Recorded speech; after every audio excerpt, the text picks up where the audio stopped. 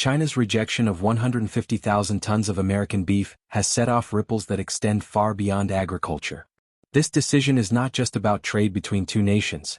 It is a symbol of how economics and geopolitics are increasingly intertwined. At face value, Beijing has cited health and safety concerns, arguing that shipments of U.S. beef did not meet the country's strict import standards. But the sheer scale of the rejection raises serious questions about whether this is really just about food safety or whether larger political motives are at play. This is one of the biggest single rejections of American agricultural goods in recent years, and it comes at a time when relations between Washington and Beijing are already tense over technology, security, and global influence. Into this vacuum, Russia has stepped boldly, positioning itself as the big winner with a $1.2 billion deal to replace American beef in the Chinese market. For decades, beef has played a critical role in American agriculture. Cattle ranching is not only a way of life across vast stretches of the United States, but it is also a cornerstone of export income. China, with its enormous population and rapidly growing middle class, has been seen as a dream market by American farmers. Demand for protein has skyrocketed in recent years, and U.S. beef exports to China became one of the most promising opportunities for ranchers from Texas to Nebraska. In 2022, China imported more than 2.7 million tons of beef, making it the world's largest beef importer, and while Brazil has been the leading supplier, the United States had secured a growing share. Ranchers invested heavily to serve this market, upgrading facilities, increasing herds, and adapting production to meet Chinese standards. For many, the promise of Chinese demand meant stability in an otherwise unpredictable business. Losing such a huge portion of that market overnight is a devastating blow that few saw coming. Beijing's official line is that the rejection was necessary to enforce strict safety rules. China has long maintained that food imports must meet some of the most demanding health standards in the world, citing concerns ranging from contamination to the use of growth hormones and animal feed additives. Officials insist that protecting consumer health is non-negotiable, especially as food scandals in the past have made Chinese consumers wary. Yet industry analysts across the globe are skeptical. Timing matters, and the decision comes as the US and China are locked in disputes over semiconductors, sanctions, the South China Sea, and Taiwan. Agricultural products have historically been used as bargaining chips in trade disputes. We saw this in 2018 and 2019 when soybeans were at the heart of the US-China trade war, devastating farmers across the American Midwest. To many observers, beef is now the new soybean, another commodity weaponized in a larger power struggle. In this light, China's rejection is not only about safety, it is about leverage, a way to remind Washington of just how much economic influence Beijing holds. While U.S. ranchers face turmoil, Russia has moved quickly to claim the spoils. Moscow has spent the last decade transforming its agricultural sector. After sanctions from the West in 2014 cut off imports and financial channels, Russia poured resources into becoming more self-sufficient. Billions of dollars were directed toward expanding livestock, grain, and poultry production. Today, Russia is not only one of the largest wheat exporters in the world but is also positioning itself as a growing player in global beef. This is not accidental. The Kremlin understood early that food is power, and building a resilient agricultural base would give Moscow influence in ways that go far beyond energy exports. By supplying China with beef at a moment when the United States is locked out, Russia signals that it can be a reliable partner at a time when Beijing needs alternatives.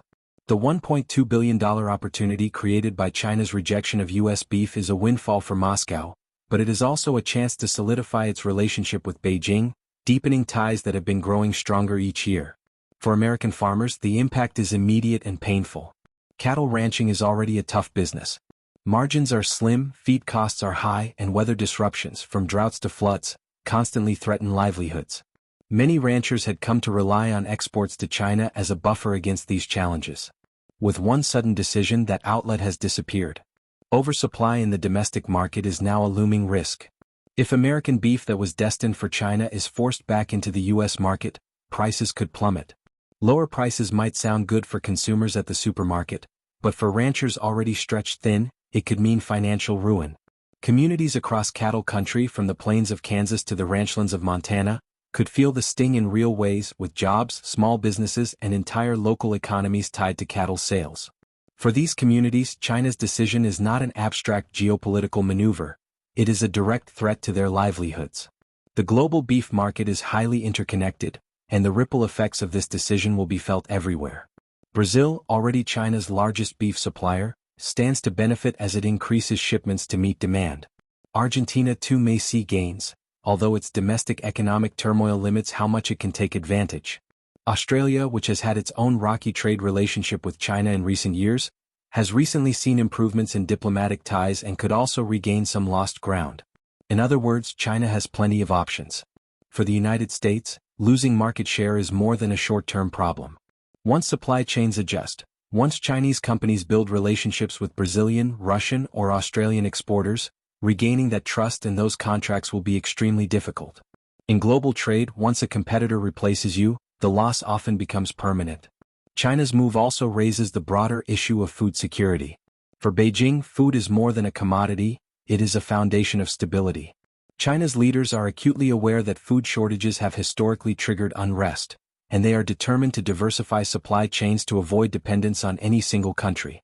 By reducing reliance on American imports and strengthening ties with Russia and Brazil, China believes it is hedging against risk. In this view, rejecting U.S. beef is not only about punishing Washington or rewarding Moscow, it is about ensuring long-term security. If relations with the United States deteriorate further, Beijing wants to be certain that its people can still eat, and that its economy can continue running smoothly. From this perspective, the decision is less a reaction and more part of a strategic plan. The geopolitics of food are often overlooked, but they are becoming increasingly central to global power. Control over oil and technology has long dominated international relations, but in an era of climate change, population growth, and economic rivalry, food is emerging as a new frontier of influence. Willing to accept the trade-off. Over time, with more investment and government support, Russia's beef industry could grow into a serious competitor, permanently displacing U.S. producers from a market they once considered essential. The consequences of this shift go beyond economics.